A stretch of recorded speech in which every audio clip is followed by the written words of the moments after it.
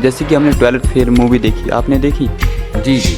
क्या एहसास हुआ उसको देख के? नहीं, बहुत अच्छा। हमें तो ऐसा लगा कि मेरी अपनी ही कहानी है। वो हिमाचल में सिर्फ मैं ही एक एसटीएम था जिन्होंने FIR लॉन्च कराई। तो जी आपका बहुत अच्छा प्रश्न है। ठीक है, कर रहे थे, सुबह पहुंचना पड़ता था, हम साइकिल चला करके एयरपोर्ट जाते थे, फिर वहां जाके जहाज चलाते थे। ये कुछ अजीब नहीं है कि पहले साइकिल चला के एयरपोर्ट जाओ, फिर एयरपोर्ट जाके हाँ, तो की तरफ से कुछ प्रेशर देखा है, पॉलिटिकल प्रेशर? भी ड्यूटीज़ दी हैं जो हमारी छापामारी की ड्यूटी होती हैं, तो वो भी बड़े केस बनाए होंगे आपने बच्चों में। हाँ। दवाई की जो उपलब्धता होती है उसको लेकर क्या रहता है, क्या प्रोसेस रहता है, क्यों इतनी कम होती है? क्योंकि मैक्सिमम दवाइयाँ लोगों को बाहर से लेनी पड़ती हैं और वो काफ़ी महंगी होती है। जब आप देखते हो तो क्या आपको चैलेंजेस देखने को मिलते हैं? आपको 1 साल हो गया यहाँ पर जॉइंट डायरेक्टर बने हुए, 1 साल का कार्यकाल हो गया, तो 1 साल के कार्यकाल से आप खुद खुश हो, खुद सेटिस्फाई हो? चंबा ये तो बहुत ही सुंदर है। अभी मैंने नकरोड तक मैं जा पाया हूँ। भरमा भी आइए, आपका स्वागत करेंगे। वन मित्र का इंटरव्यू लेना है। आपने भी लिया? बिल्कुल, इससे पहले मैं उदयपुर में लेके आया हूँ। आप SDM बने तो क्या रिस्पॉन्सिबिलिटी रहती है SDM की और क्या पावर्स रहती है? लौटेंगे, फिर आपने बता दिया आप नायब तहसीलदार भी बन गए, आपने कई सारे टेस्ट भी क्रैक करे, लेकिन क्या रूटीन रहती थी आपकी जब पढ़ाई करते थे, जब आप तैयारी करते थे? क्या दिनचर्या रहता था? इसी ज़माने में तहसीलों में घोड़े होते थे, फिर नायब तहसीलदार घोड़ों पे बैठ करके जाते थे मौके पे इंतकाल करने या स्पॉट देखने। रेलवे जो थे, लखनऊ से चिट्ठी आती थी, 15 दिन लगते थे चिट्ठी आने में। आपने मतलब चिट्ठी वाली ज़िंदगी जी है। और मेरे घर के पास भी पुस्तकालय था, मैंने उसकी सारी पुस्तकें पढ़ दी थी। और उस समय सैलरी होती थी 300 रुपये महीना। ये 1995 की बात है, सिर्फ 300 रुपये। जय श्री राम दोस्तों। तो अभी हमारे साथ एक ऐसे सिविल सर्वेंट है जिन्हें 29 ईयर्स के करियर में 27 बार ट्रांसफ़र किया है, और इनकी जो लाइफ स्टोरी है वो कहीं ना कहीं 12th फेल मूवी से भी मिलती जुलती है, क्योंकि ये भी 11th में फेल हुए थे और फिर किस तरीके की इनकी जर्नी रहती है, क्या संघर्ष किए और कैसे यहाँ तक पहुँचे और अभी तक किस किस पद पर ये सेवाएं दे चुके हैं, तमाम बातें इनके साथ होगी। और जो भी सिविल सर्विस को लेकर प्रिपरेशन करते हैं या कर रहे हैं, उनके लिए ये इंटरव्यू, इनके साथ जो हमारी बातचीत है वो काफ़ी ज़्यादा लाभदायक होने वाली है।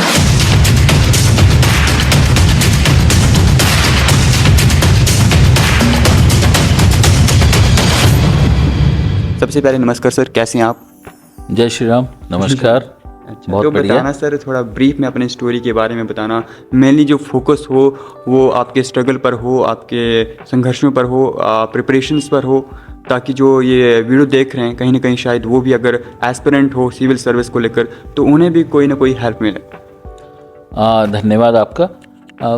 जो मैंने अपनी शुरुआत की है पढ़ाई की, वो केंद्रीय विद्यालय से की है, और वहाँ मैं 13 साल पढ़ा हूँ केंद्रीय विद्यालय RDSO लखनऊ में, क्योंकि मेरे पिताजी वहाँ रेलवे में थे और मूलतः मैं कुल्लू ज़िले का रहने वाला हूँ।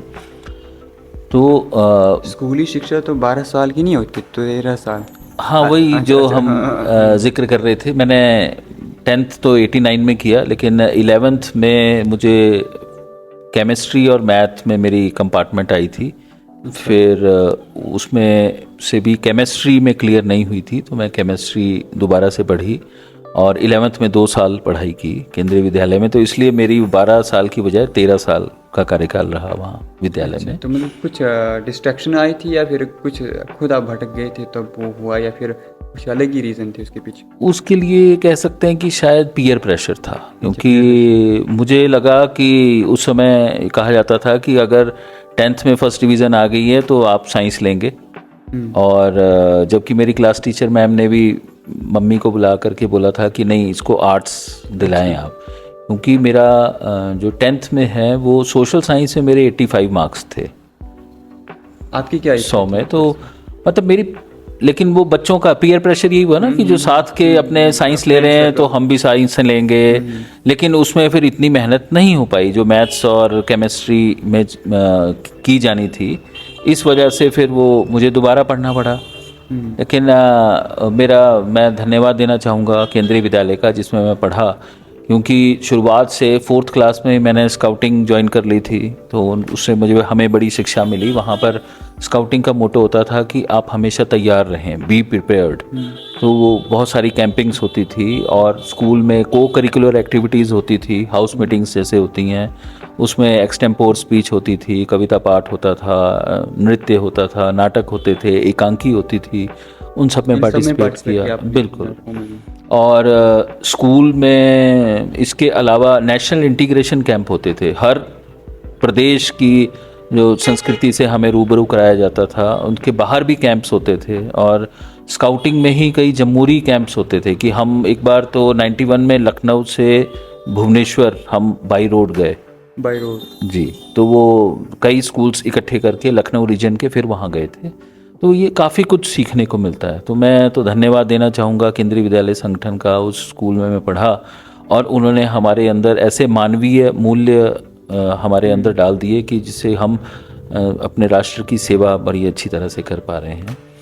सर, हम वापस लौटेंगे 11th फेल की स्टोरी पर। तो जैसे कि हमने 12th फेल मूवी देखी, आपने देखी? जी जी, क्या एहसास हुआ उसको देख के? नहीं, बहुत अच्छा। हमें तो ऐसा लगा कि मेरी अपनी ही कहानी है और उससे बड़ी प्रेरणा मिलती है हमें, और ख़ासकर युवा साथियों को मिलती है कि आप अगर असफल हों तो उससे कोई घबराने की बात नहीं है। वो एक सीढ़ी है। उसके बाद फिर एक, अगर आपको कहीं से नो मिला है तो नो का मतलब है कि नेक्स्ट अपॉर्चुनिटी। तो वो नेक्स्ट अपॉर्चुनिटी की ओर और तेज़ी से उसमें तैयारी करें। और जो मेरे युवा साथी तैयारी कर रहे हैं प्रतियोगी परीक्षाओं की, तो वो और ज़्यादा मेहनत के साथ तैयारी करें। तो 11th फेल में जब आप हुए तो क्या एहसास हुआ था? दुख लगा था? कुछ बुरा सा हुआ था? पेरेंट्स का क्या रिस्पॉन्स रहा था उस समय? उस समय अच्छा तो नहीं लगता है, आपको पता ही है ना, किसको लग सकता है। लेकिन उसमें ये है कि अपने आप का पुनर्मूल्यांकन करने का भी समय मिलता है कि आप अपने आप को देखें कि आपकी कहाँ कमज़ोरी रही, उसको आप और अच्छी तरह से तैयार करें, और उसका तैयारी की गई और उसके बाद फिर वो उससे आप उभर सकते हैं। लेकिन मैं एक चीज़ कहना चाहूँगा, मैंने किसी पुस्तक में पढ़ी थी कि अगर कोई असफल नहीं होता है तो फिर वो सफलता का असली स्वाद उसको, जो असफल हुआ उसको ज़्यादा अच्छा पता लगता है। आपकी जर्नी प्राइवेट पायलट लाइसेंस को लेकर भी रही है, उसके बारे में क्या कहना चाहोगे? फिर आपने इसको कमर्शलाइज़ क्यों नहीं किया? क्या रीज़न थे इसके पीछे? मैंने जो प्राइवेट पायलट लाइसेंस का कोर्स किया वो डायरेक्टर जनरल सिविल एविएशन की स्कॉलरशिप थी। अच्छा। जैसे 12th मैंने नॉन मेडिकल से किया, तो उसके बाद सभी एग्ज़ाम भरते हैं, तो हमने IIT का एग्ज़ाम भरा और बाकी इंजीनियरिंग कॉलेजेस का एग्ज़ाम भरा। तो साथ में ही वहाँ लखनऊ में न्यूज़पेपर आता था एक, और उसमें ये ऐड आया कि 20 लोगों को स्कॉलरशिप दी जाएगी भारत सरकार के द्वारा पायलट ट्रेनिंग के लिए। प्राइवेट पायलट लाइसेंस का ट्रेनिंग कोर्स होगा। और वो मैंने भरा, उसका प्री मेन हुआ, इंटरव्यू हुआ और फाइनली उसमें सिलेक्शन हो गया। और वो जो था वो 60 आवर्स की फ़्लाइंग करवाते थे। तो 92 से 95 मैंने government flying training centres Lucknow, Kanpur, Faizabad, Delhi, उसमें ये फ़्लाइंग ट्रेनिंग की। लेकिन उसको आगे कमर्शियल के लिए आपको 190 घंटे की फ़्लाइंग और चाहिए थी, लेकिन उसके लिए कोई स्कॉलरशिप उस समय उपलब्ध नहीं थी। और उस समय आज की तरह से एजुकेशन लोन भी नहीं थे 95 में। और उस समय करीब 8-10 लाख रुपए चाहिए थे उस ट्रेनिंग को करने के लिए। अब पिछली तो मुझे स्कॉलरशिप पे हमने की थी। और मेरे पिताजी उस समय रेलवे में क्लास 4 के पद पे कार्यरत थे। उन्होंने अपनी शुरुआत की है, वो चौकीदार होते थे और बाद में वो फिटर रिटायर हुए, फिर क्लास 3 में आ गए थे। तो मतलब घर से भी इतना सुविधा संपन्न नहीं थे हम। और कौन कौन है आपके घर में? माता पिताजी और 2 भाई हैं हम, और एक बहन है। और इस समय तो माता पिताजी नहीं हैं हमारे बीच में। और भाई बहन, वो अपनी बहन लखनऊ में रहती हैं, वहाँ पढ़ा रही हैं, वो भी टीचर हैं। और भाई मेरे भारत सरकार में जॉब में हैं। और उसके साथ मेरी धर्मपत्नी हैं और मेरे 3 बच्चे हैं, 2 बेटियां 1 बेटा है। वो लोग शिक्षा ग्रहण कर रहे हैं। श्रीमती जी मेरी हाउसवाइफ हैं, हमारे साथ ही चंबा में रहती हैं। अच्छा, तो स्टूडेंट लाइफ के बारे में बात करें तो उस समय की क्या ऐसी मेमोरीज रही थी या क्या हैप्पीस्ट पार्ट रही थी आपकी स्टूडेंट लाइफ के, जिन्हें आप कभी नहीं भूल सकते हो, या कुछ ऐसे पार्ट जिनसे आप काफ़ी ज़्यादा इंस्पायर हुए हो?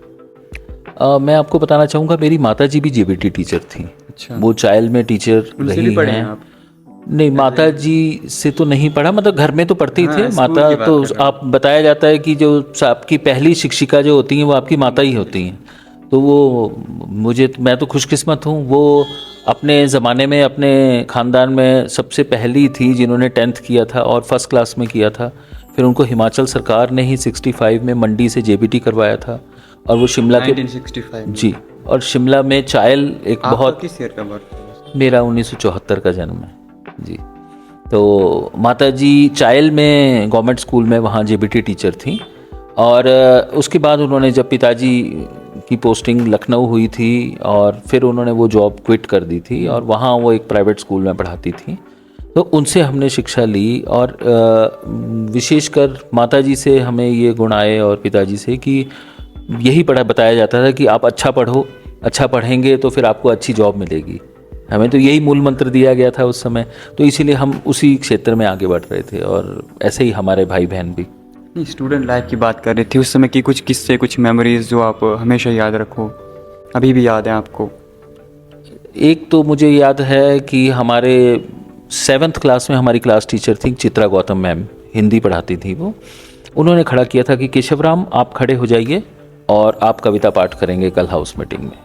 तो वो पहला वाकया था जब उन्होंने मुझे क्लास में खड़ा किया अपने सेक्शन में। मैं उस समय 7th C में पढ़ता। उन्होंने हमें खड़ा किया और हमने कविता पाठ किया, उसमें फर्स्ट प्राइज़ आया अपने हाउस मीटिंग में।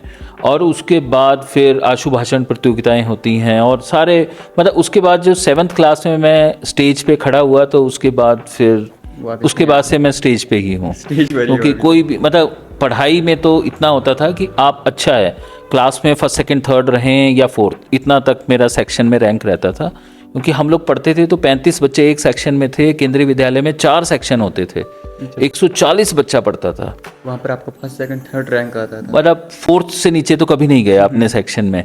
लेकिन मेरा ये होता था कि आप जो भी को करिकुलर एक्टिविटीज़ हैं, जैसे उसमें आपने स्टेज पे, मंच पे रहना ही रहना है। और हमारा हर शनिवार को लास्ट के 2 पीरियड केंद्रीय विद्यालय में होते थे CCA एक्टिविटीज़, तो उसमें आपके ये सारे एक्टिविटीज़ होंगी और उसमें मंच पे रहना वो एक मतलब रवायत सी बन गई थी। एक बार टीचर ने खड़ा किया तो फिर उसके बाद वापसी आज तक नहीं हो पाई। आपको नहीं लगता कि ऐसी एक्टिविटीज़ हमारे जो गवर्नमेंट के स्कूल्स होते हैं उनको भी करानी चाहिए? क्योंकि कम होती है वहाँ पे, जहाँ तक हमने देखा। अब हम खुद गवर्नमेंट स्कूल से निकले हैं तो नहीं होता है इतना। मैं कहना चाहूँगा जो केंद्रीय विद्यालय, ये भी भारत सरकार का ही है, मानव संसाधन मंत्रालय के अंतर्गत आता है, तो वो गवर्नमेंट एक्टिविटीज़ वहाँ होती हैं। हमारे विद्यालयों में भी, हिमाचल प्रदेश में मैंने कई विद्यालय विजिट किए हैं जब से मैं 96 से जॉब में हूँ। हम कार्यक्रमों में जाते रहते हैं, तो वहाँ भी होते हैं। लेकिन मुझे लगता है ज़्यादातर वहाँ एनुअल फंक्शन के टाइम ही होते हैं या स्पोर्ट्स मीट के टाइम होते हैं। लेकिन वो कोई डे हो हर हफ्ते में 2 पीरियड तो हो ही सकते हैं। और ऐसा है भी हमारे यहाँ अभी आजकल, जैसे समग्र शिक्षा अभियान चला हुआ है और कई अभियान हैं, तो वो एक्टिविटीज़ होती हैं आजकल। चलो, आपने स्टूडेंट लाइफ के बारे में बता दिया, लेकिन स्टूडेंट लाइफ के बाद फिर आती है अपनी प्रोफेशनल लाइफ। तो प्रोफेशनल लाइफ में पहली जॉब आपने कौन सी करी थी और कहाँ करी थी और क्या एक्सपीरियंस रहा था आपको? पहली जॉब मैं आपको बताऊं कि पहली जॉब मैंने खुद इंग्लिश मीडियम से पढ़ा हूँ और मैंने क्लास 9, 10th को हिंदी मीडियम से मैथ्स और साइंस पढ़ाया। वो आप सोचें मेरे लिए कितना टफ रहा होगा कि मैं खुद हिंदी में पढ़ के फिर उन बच्चों को समझाता था। टीचर पहली जॉब करी है जी। वो एक प्राइवेट शिक्षक, एक मैंने उसको असिस्टेंट टीचर कह सकते हैं, वो मैंने एक प्राइवेट स्कूल में पढ़ाया और उस समय सैलरी होती थी 300 रुपये महीना।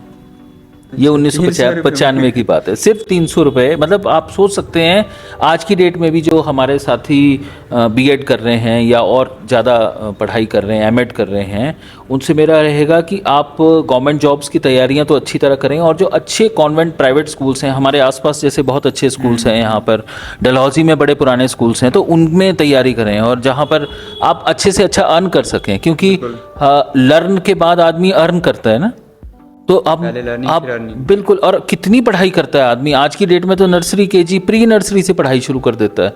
तो अपने पेरेंट्स का कितना पैसा आप इन्वेस्ट करते हैं, टाइम, मनी, एनर्जी इन्वेस्ट करते हैं, उसके बाद कुछ आप अर्न करने लायक बनते हैं। तो उसके लिए कम्पिटिटिव स्पिरिट होना बहुत ज़रूरी है।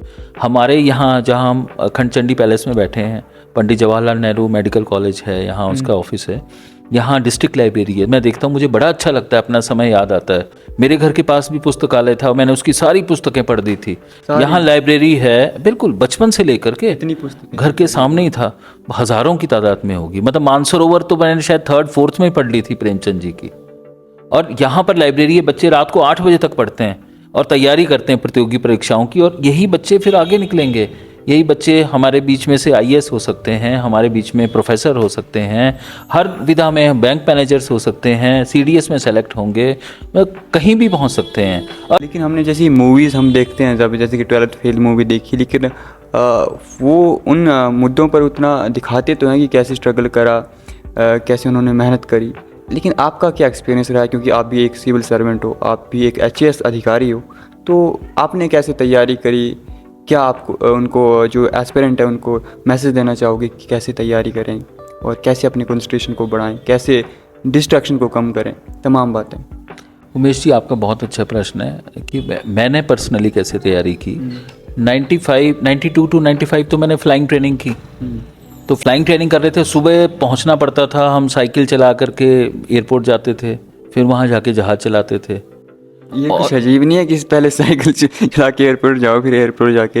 हाँ, तो उस समय जो सीमित संसाधन थे ना, तो घर में साइकिल ही थी। तो लखनऊ में वहाँ से पहले एयरपोर्ट जाएंगे, फिर हम वो जो ट्रेनिंग करनी है तो हम सुबह अर्ली मॉर्निंग ही ट्रेनिंग होती थी, तो वहाँ आप ट्रेनिंग करेंगे। और 92 से 95 मेरी ये फ्लाइंग ट्रेनिंग हुई। और उसके बाद ग्रेजुएशन मैंने 95 में किया उस्मानिया यूनिवर्सिटी हैदराबाद से। वहाँ एक्सटर्नल एग्ज़ाम होता था। वो कैसा कि आपके पास अगर 12th के बाद 3 साल का गैप है तो आप आइए, 20 दिन में 16 पेपर दीजिए। तो मैंने सोशोलॉजी, पब्लिक एड और हिस्ट्री, ये 3 मेजर सब्जेक्ट थे, और हिंदी इंग्लिश जनरल सब्जेक्ट्स थे। तो 16 पेपर हुए और ग्रेजुएशन हो गई। अच्छा। हाँ, वो ऐसा प्रोविज़न था वहाँ पर उस समय। और उसके बाद, क्योंकि अब आज की डेट में लोग जैसे यूपीएससी की तैयारी करते हैं, सिविल सर्विसेज एग्ज़ाम की, तो क्या पढ़ते हैं, एनसीईआरटी का सिलेबस पढ़ते हैं। और मैं तो ब्लेस्ड हूँ, मैं तो पढ़ाई उसी में था। तो हमारा हिंदी इंग्लिश जनरल नॉलेज तो बहुत अच्छी थी ही, क्योंकि केंद्रीय विद्यालय में ही पढ़े हैं, शुरू से एनसीईआरटी पढ़ा है। तो मेरा सबसे पहले यहाँ प्रतियोगी परीक्षाएं जो हिमाचल की हुई, तो उसमें कोऑपरेटिव इंस्पेक्टर की पोस्ट मिली मुझे। 96 में मेरी पोस्टिंग हो गई काजा में। अच्छा। और काजा हमारा एक ट्राइबल एरिया है, और वहाँ पोस्टिंग हुई। फिर मैंने ब्रिलियंट ट्यूटोरियल्स होता था चेन्नई में, तो चेन्नई से मैंने कोर्स मटेरियल मंगाया, वहाँ मैं तैयारी करता था। और वहाँ डिस्ट्रक्शन के साधन ही नहीं थे, क्योंकि ये तो शायद उस समय की बात है। मैं आपको बताऊं कि जब वहाँ एसटीडी भी नहीं था, ट्रंक कॉल पे फ़ोन करते थे हम, और पेरेंट्स, क्योंकि पिताजी रेलवेज में थे, लखनऊ से चिट्ठी आती थी, 15 दिन लगते थे चिट्ठी आने में। आपने मतलब चिट्ठी वाली ज़िंदगी जी है। बिल्कुल। और 15 दिन वापस जाती थी, 1 महीने बाद जवाब वहाँ पहुँचता था। और ट्रंक कॉल में लाइन में लग करके हम फ़ोन करते थे। मेरे सामने वहाँ एसटीडी आया है, और फिर हम पीसीओज में जाके करते थे उस समय। और डिस्ट्रैक्शन तो ट्राइबल एरिया में आज की डेट में भी कम है। और उस तैयारी के कारण मेरे 3 एग्ज़ाम क्रैक हुए। एक सीपीओज का हुआ, सेंट्रल पुलिस ऑर्गेनाइजेशन का, जिसमें आईटीबीपी वगैरह में, सीआरपीएफ में, एसएसबी में आप असिस्टेंट कमांडेंट लगते हैं। एक मेरा एसबीआई पीओ का एग्ज़ाम क्रैक हुआ, और एक नायब तहसीलदार परीक्षा क्रैक हुई। और इनके सबके प्री मेन और इंटरव्यूज़ में जा कर के फिर मुझे पेरेंट्स ने ये गाइड किया, और मेरे जो फ्रेंड्स थे, सीनियर्स थे, कि आप नायब तहसीलदार परीक्षा में आपका हो गया है तो आप वो ज्वाइन कर लें, क्योंकि आप फिर विद इन स्टेट रहेंगे और अपने स्टेट की आप भलाई ज़्यादा अच्छी तरह कर पाएंगे। तो फिर मैंने ये 98 में नायब तहसीलदार शुरू किया अपना जॉब। और मेरा प्रोबेशन टाइम, ट्रेनिंग होती है, 2.5 साल की ट्रेनिंग होती है। उसमें 6 महीने तो ज़मीन नापना सिखाया जाता है, वो मशोबरा बल्दियाँ शिमला के पास, वहाँ हमने सीखा। और इसमें हॉर्स राइडिंग भी होती है, आप घुड़सवारी भी सीखते हैं, क्योंकि किसी ज़माने में तहसीलों में घोड़े होते थे। फिर नायब तहसीलदार घोड़ों पे बैठ करके जाते थे मौके पे इंतकाल करने या स्पॉट देखने। तो वो सारी ट्रेनिंग के बाद मेरी फर्स्ट पोस्टिंग रोहड़ू में हुई एज नायब तहसीलदार, जहाँ मैंने कोर्ट में बैठे हम और हमने काम शुरू किया। वापस लौटेंगे सर, आपने बता दिया आप नायब तहसीलदार भी बन गए, आपने कई सारे टेस्ट भी क्रैक करे, लेकिन क्या रूटीन रहती थी आपकी जब पढ़ाई करते थे, जब आप तैयारी करते थे, क्या दिनचर्या रहता था पूरा? उस समय आपका गोल सेट होता है, क्योंकि हिमाचल में हमारा तो यही था कि अच्छी जॉब मिलेगी तो जॉब मिल गई, अब उससे अच्छी मिले, बेटर बेस्ट जॉब मिले। तो आप पहले जो ऑफिस का काम है वो तो आप 10 to 5 करेंगे, उसके अलावा सुबह 5 से 10 और शाम को 5 से 10 आप अध्ययन करेंगे एटलीस्ट। मतलब मैक्सिमम टाइम आप स्टडीज़ को देंगे, क्योंकि हमारा तो शिक्षा प्रणाली ये है कि हम जितना अच्छा याद करेंगे और उसको प्रॉपर तरीके से, जो आपको 3 घंटे दिए जाएंगे एग्ज़ाम के, उसमें लिखेंगे, क्योंकि प्री में तो आप ऑब्जेक्टिव टाइप होगा, उसमें तो आपने 10,000 प्रश्न याद कर लिए, उसमें से आ गया, आपने टिक कर दिया, ओके। आजकल तो कोचिंग सेंटर्स भी बहुत अच्छे हैं, लेकिन मेंस में लिखने की तो कला है, उसमें तो डिस्क्रिप्टिव लिखना है आपने, और उसमें आपने सारी डिटेल्स के साथ लिखना है, और वो आपने ऐसा लिखना है जो बाकियों से अच्छा हो। अब उम्दा होगा तभी आप सेलेक्ट होंगे, मेंस में मार्क्स तभी आएंगे, और इंटरव्यू में आपको प्रेजेंटेशन चाहिए, उसकी भी खास ट्रेनिंग होती है। तो इन सब की ट्रेनिंग अपने उस समय तो अपने सीनियर से ली, क्योंकि जॉब में थे, कोई कोचिंग सेंटर या ट्रेनिंग सेंटर तो जा नहीं सकते थे, तो जॉब चल रही थी वहाँ पर, और साथ में अपनी पुस्तकों से, उसमें तो पुस्तकों से ही अध्ययन करते थे। आजकल तो हम कितने ब्लेस्ड हैं, हम यूट्यूब पे भी अध्ययन कर सकते हैं, है ना। आजकल बहुत ज़्यादा एडवांस हो गई है टेक्नोलॉजी, लेकिन उसके साथ साथ कंपटीशन बहुत बढ़ गया है। और एक अनवरत करें, कंसिस्टेंस अप्रोच बहुत ज़रूरी है। उसका एक उदाहरण दूंगा आपको।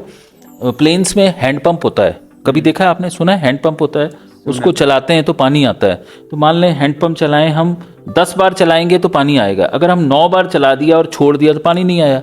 अगली बार आप 1 बार चलाएंगे थोड़ी आएगा, पूरा 10 बार ही चलाना पड़ेगा। तो अनवरत आप एक बार करें, जब तक आप अपनी मंजिल तक पहुंच ना जाए, लक्ष्य प्राप्ति ना हो जाए, तब तक आप अपना प्रयत्न जारी रखें। और उसके बाद मैं तहसीलदार भरमौर भी रहा हूँ 2019 में। मैंने यहाँ पर लोकसभा इलेक्शंस भी कराए हैं, और जो हमारी 12th की 10th की जो हमारे बोर्ड एग्ज़ाम्स होते हैं उसमें भी ड्यूटीज़ दी हैं, जो हमारी छापामारी की ड्यूटी होती हैं। तो वो भी बड़े केस बनाए होंगे आपने बच्चों के? प्रयास तो रहता है कि ना बने केस, कि बच्चे हम लोगों को फ्लाइंग को देख करके ही छोड़ दें, लेकिन जो उसके बाद भी, मतलब अगर अब तो कैमरास भी लग गए हैं, शिक्षा बोर्ड ने लगाए हैं, लेकिन हमारी भी ड्यूटी होती है कि जो गलत कर रहा है उससे अच्छा बच्चा भी वो देखता है कि जी ये तो नकल कर रहा है। तो इसलिए हमने कई केस बनाए, और मेरा तो उदाहरण ही रहा। मैं 2001 से जब से ये ड्यूटी दे रहा था रोडू से, मतलब एक पाली में कम से कम 5 से ज़्यादा केस तो बनते ही बनते थे। तो अब वो, क्योंकि अब वो हम चाहते हैं कि जो गलत आदमी है उसको दंड दिया जाए, जिससे कि सही आदमी है उसके अंदर विश्वास पैदा हो कि नहीं, गलत नहीं करना चाहिए। और उसके उपरांत मेरी पोस्टिंग होती है एसडीएम अर्की। तो मैं एसडीएम की पोस्टिंग 2022 में अर्की, और 22-23 में मैं रहा। वहाँ भी हमने इलेक्शन कराए, वहाँ पर इलेक्शन कराए, और बड़े मतलब बहुत ही स्पेशल वहाँ पे एक वाकया हुआ विधानसभा इलेक्शंस में। एक दिन 2022 में, हाँ 2022-23 में मैं रहा। 2022 में जो हुए कि वहाँ पर मना होता है इलेक्शन कमीशन ऑफ इंडिया की तरफ से कि आप सरकारी प्लेसेस पे आप पोस्टर बैनर ये सब नहीं लगाएंगे, लेकिन वहाँ एक जो कैंडिडेट थे उन्होंने लगा दिए, और उसमें भारत सरकार से सीनियर आईएएस ऑफिसर्स आते हैं जो ऑब्जर्वर्स होते हैं। तो उन्होंने बोला जी ये गलत है, आप इसकी एफआईआर लॉन्च कराइए। तो हमें वो करानी पड़ी, वो हमने कराई। वो हिमाचल में सिर्फ मैं ही एक एसडीएम था जिन्होंने एफआईआर लॉन्च कराई। तो वो उस कैंडिडेट के अगेंस्ट एफआईआर लॉन्च कराई गई, अभी भी अर्की थाने में, और अभी भी केस चल रहा है वहाँ पर, माननीय न्यायालय में विचाराधीन है, केस चल रहा है अभी। उसमें गवाही वगैरह हो चुकी है, अब आगे डिसीजन आएगा। तो ये भी होता है। उसके बाद फिर मैं, हमारा लाहौल स्पीति का ट्राइबल एरिया में एक उदयपुर सब डिवीज़न है, फिर वहाँ मेरी पोस्टिंग हुई, और मैं 23-24 में एसडीएम उदयपुर रहा लाहौल में, और जहाँ की हमारे बहुत ही पौराणिक त्रिलोकनाथ मंदिर है और माता मृकुला मंदिर है। तो वहाँ मुझे सेवा करने का अवसर प्राप्त हुआ, और वहाँ पे 14 पंचायतें हैं, तो उनका भी मुझे चार्ज दिया गया डीसी साहब के द्वारा, बीडीओ का।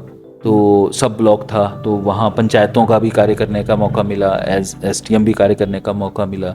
और पिछले लगभग 1 साल से मैं यहाँ कार्यरत हूँ, संयुक्त निदेशक पंडित जवाहरलाल नेहरू मेडिकल कॉलेज चंबा में। तो उसके बाद से हम यहाँ का कार्यभार देख रहे हैं। 2 बातें जानेंगे आपसे। पहले तो एसडीएम के बारे में जानेंगे कि जब आप एसडीएम बने तो क्या रिस्पॉन्सिबिलिटी रहती है एसडीएम की, और क्या पावर्स रहती हैं, क्योंकि एक बहुत बड़ा नाम होता है अपने आप में कि एसडीएम है, तो क्या रहता है एसडीएम का? जैसा कि आप नाम देखें कि सब डिविजनल मैजिस्ट्रेट है, एसडीएम बोलते हैं, लेकिन उसको उपमंडल समाहर्ता भी बोलते हैं। वो सब डिविजनल कलेक्टर भी है, और उसको सारा लॉ एंड ऑर्डर देखना होता है, क्योंकि एक सब डिवीज़न में एक एसडीएम है, क्योंकि हम जिला सोलन के अंतर्गत आते थे, तो इधर ये कॉर्नर वाला था, बिलासपुर के साथ हमारे बाउंड्री मिलती थी, तो शिमला के साथ मिलती थी, मंडी के साथ भी मिलती है, 3 जिलों के साथ बाउंड्रीज मिलती थी। और हमें लॉ एंड ऑर्डर सारा देखना है। एक डीएसपी होंगे, एक एसडीएम होंगे, तो एसडीएम इंस्ट्रक्शन देंगे और हम वहाँ अमन चैन कायम रहना चाहिए, सबसे बड़ी ड्यूटी तो ये है। और वहाँ जितने डिपार्टमेंट हैं, जैसे PWD है और वहाँ पर जल शक्ति विभाग है, बिजली विभाग है, एजुकेशन है, अदर सारे डिपार्टमेंट्स जो हैं वो उनकी देख रेख भी रखनी पड़ती है कि जो सरकार के नियम है उन्हीं के हिसाब से काम हो रहा है कि नहीं हो रहा है, उनका चेक्स रखते हैं। आप एडमिनिस्ट्रेटिव हेड होते हैं, जो सब डिवीज़न में SDMs वो काम करते हैं जो जिला लेवल पे डिस्ट्रिक्ट मैजिस्ट्रेट्स करते हैं। इलेक्शंस में अलग रोल है, फिर हमें वोटर लिस्टें तैयार करनी हैं, बिल्कुल सही, वो भी इलेक्शन SDMs का रोल होता है, वो इलेक्टोरल रजिस्ट्रेशन ऑफिसर होते हैं। कई तो डिपार्टमेंट्स के इंटरव्यू लेने होते हैं, ये भी SDMs का कार्य है। जैसे आंगनवाड़ी का इंटरव्यू लेना है, वन मित्र का इंटरव्यू लेना है। वन मित्र का आपने भी लिया? बिल्कुल, इससे पहले मैं उदयपुर में लेके आया हूँ, वन मित्र का भी लिया, आंगनवाड़ी कार्यकर्ताओं का लिया, आंगनवाड़ी सहायकों का लिया। ये जब आप SDM थे तो उस टाइम क्या आपने सोसाइटीज़ की तरफ से या पॉलिटिशियंस की तरफ से कुछ प्रेशर देखा है, पॉलिटिकल प्रेशर? ये इसको हम आपने जो शब्द लिया, हम उसकी बजाय इसको बताएं सलाह। हाँ, क्योंकि जनप्रतिनिधि हैं वो, तो जनप्रतिनिधि हैं तो वो जनता की आवाज़ हम तक पहुंचाते हैं। क्योंकि हम अधिकारी हैं, हम तो कमरे के अंदर बंद रहते हैं। आप लोकल भी नहीं होंगे वहाँ? हाँ बिल्कुल बिल्कुल, आप सही कह रहे हैं। जैसे हम तो बाहर से आए हैं, लेकिन वो जनप्रतिनिधि हमें बताते हैं कि हाँ ये रिक्वायरमेंट है जी, क्योंकि वो उनका जनसंपर्क बहुत ज़्यादा रहता है। हम तो एक जगह हम कितनी बार जाएंगे, हमें दफ्तर का काम भी करना है या SDMs को कोर्ट केस भी अटेंड करने होते हैं, तो वो जो सुझाव आते हैं जो नीति सम्मत होते हैं, क्योंकि नीति क्या है, नीति वो है जो नियम बनते हैं विधानसभा में बनते हैं, सारे एक्ट तो वहाँ पास होते हैं, एक्ट एंड रूल्स, तो जो वहाँ से हमें आते हैं आदेश डिपार्टमेंट के थ्रू, हम वो लागू करते हैं। हमारी जिम्मेवारी होती है जब हम अधिकारी पद पे होते हैं कि हम अपने स्टाफ से भी काम लें और लोगों का काम पेंडिंग ना रहे, तुरंत उनको मतलब जल्दी से जल्दी डिस्पोजल हो। मैं आपको बताना चाहूँगा, जब मैं तहसीलदार बद्दी था, 2013 से 16 रहा हूँ, उस समय वहाँ नायब तहसीलदार की पोस्ट भी नहीं थी। और दोनों इंडस्ट्रियल एरिया हैं, बद्दी और बरोटी वाला हमारे पास थे। तो उस समय मैं लगभग दिन की 100 रजिस्ट्रियाँ करता था, 100 इंतकाल करता था, और लोगों के 500 से ज़्यादा तो सर्टिफिकेट बन जाते थे वहाँ, क्योंकि वहाँ पॉपुलेशन बहुत ज़्यादा है। तो पता हमारा काम होता है कि जो हमारे पास स्टाफ है उसका हम मैक्सिमम यूज़ करें और तेज़ी से डिस्पोजल करें, कोई भी पेंडेंसी ना रहे। अब आप 2024 में जॉइंट डायरेक्टर बन के हमारे चंबा आए, चंबा मेडिकल कॉलेज, तो कैसा लगा हमारा चंबा? कैसे लगे यहाँ के लोग? कैसा लगा यहाँ का कल्चर? चंबा बहुत ही अच्छा है, मैं खुशकिस्मत हूँ।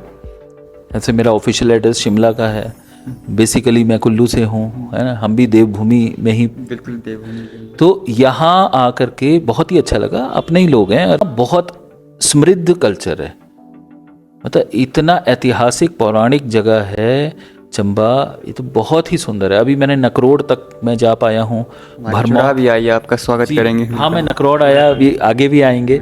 और इधर भलई माता तक मैंने दर्शन किए, तलेरू, और मैंने काला टॉप, खजियार और बनी खेत मैंने देखा, डलहौजी देखा, भरमौर तो मैंने लगभग पोस्टिंग थी तब भी देखा, अभी भी मैं जा कर के आया।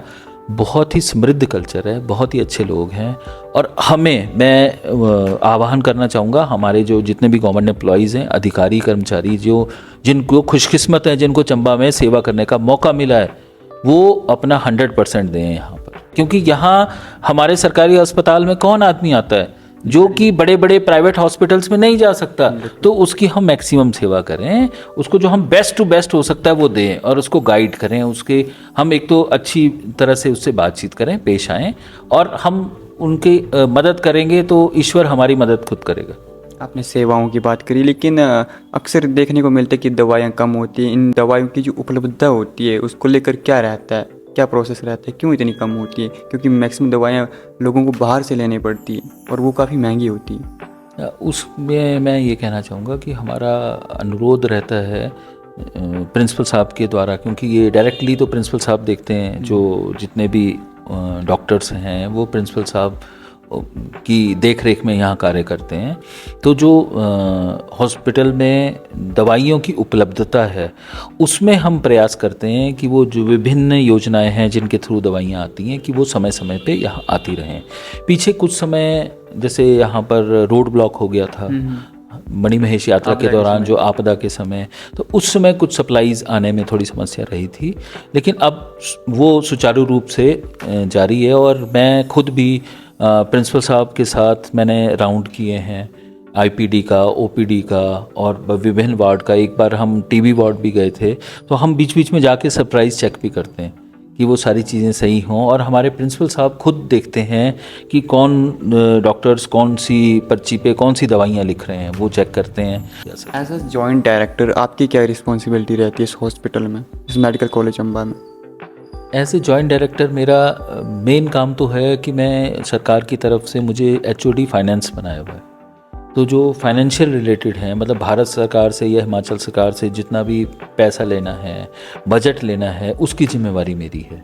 हम रिक्वायरमेंट लेते हैं अपने डिपार्टमेंट से, जो विभिन्न हमारे 25 डिपार्टमेंट हैं यहाँ पर, तो उनकी क्या रिक्वायरमेंट है और वो हम सरकार को भेजते हैं। हम डायरेक्टरेट को भेजते हैं, मेडिकल एजुकेशन डायरेक्टरेट है हमारा, और वहाँ से हमें उपलब्ध कराया जाता है बजट, और उसी बजट से हम सामान लेते हैं। हम विभिन्न टेंडर्स करते हैं जिसमें सामान लिए जाते हैं। हम सफाई व्यवस्था का है, सिक्योरिटी का है, पार्किंग का है, दवाइयाँ खरीदनी हैं, वो सारी चीज़ों हम देखते हैं। और जितना स्टाफ है हमारा यहाँ पे, क्लास 2, 3, 4 स्टाफ हमारे पास है, तो उनकी हम जितनी भी रिक्वायरमेंट्स है, सैलरी है, बाकी चीज़ें हैं, मेडिकल रिक्वायरमेंट्स है, वो सारा की जिम्मेवारी जॉइंट डायरेक्टर की होती है। आपको 1 साल हो गया यहाँ पर जॉइंट डायरेक्टर बने हुए, 1 साल का कार्यकाल हो गया, तो 1 साल के कार्यकाल से आप खुद खुश हो, खुद सेटिस्फाई हो अपने आप से या फिर नहीं? हाँ जी, मैं बिल्कुल आत्मसंतुष्ट हूँ कि इस विभाग में मुझे एक तो सरकार के द्वारा पहली बार काम करने का मौका मिला,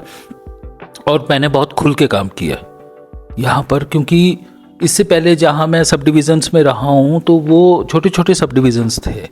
यहाँ पर हम 350 बेड का तो हॉस्पिटल चला रहे हैं, जिसमें टीबी वार्ड भी है, लेप्रोसी वार्ड भी है, नर्सिंग कॉलेज भी है, और साथ में 600 एम्प्लॉयज़ यहाँ काम करते हैं।